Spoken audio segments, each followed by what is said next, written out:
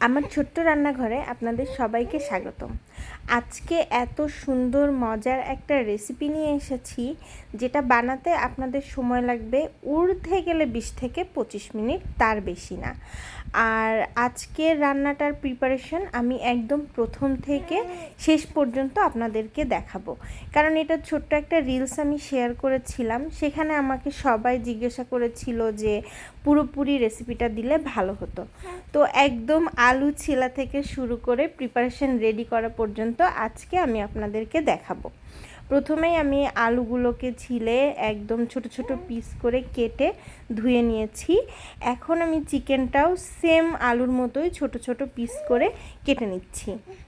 এই রেসিপিটা একদম প্রোটিনে ভরপুর আর বানানোটা খুবই সহজ, একদম কম ইনগ্রিডিয়েন্ট লাগে, যার জন্য আমার বাসার ডিনারে এটা প্রায়ই করা হয়। আর এটাতে মশলাও অনেক কম লাগে। এই যে দেখুন, আমি দুইটা জিনিসেই সেম মশলা দিব।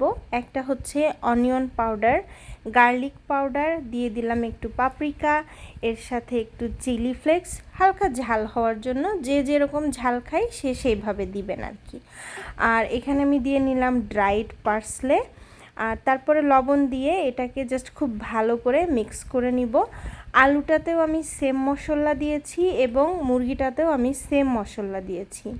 আর এরপর আমি আলুটা দিয়ে দিব হচ্ছে এয়ার ফ্রায়ারে। আপনারা চাইলে এটাকে প্যান ফ্রাইও করতে পারেন, বাট আমি একটু সময় কমানোর জন্য এয়ার ফ্রায়ারে আলুটা দিয়ে দিচ্ছি 20 মিনিটের জন্য 200 ডিগ্রি সেন্টিগ্রেডে। এই যে আমার আলুটা হয়ে গেছে।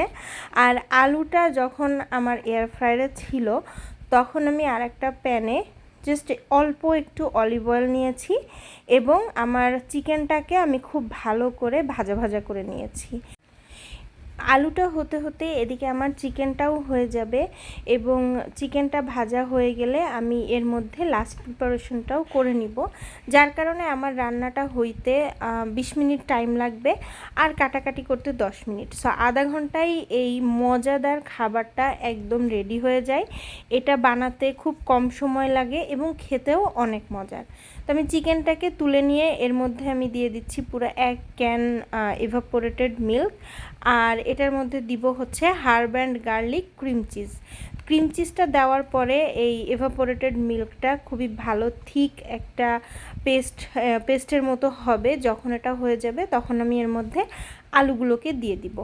জাস্ট আলুগুলা হয়ে গেলেই আমার এই যে প্রিপারেশন রেডি। হাফ আলু আর হাফ চিকেন দিয়ে আমি প্লেট সাজিয়ে নিয়েছি। এটা খুবই ফিলিং একটা খাবার এবং খুবই মজার একটা খাবার।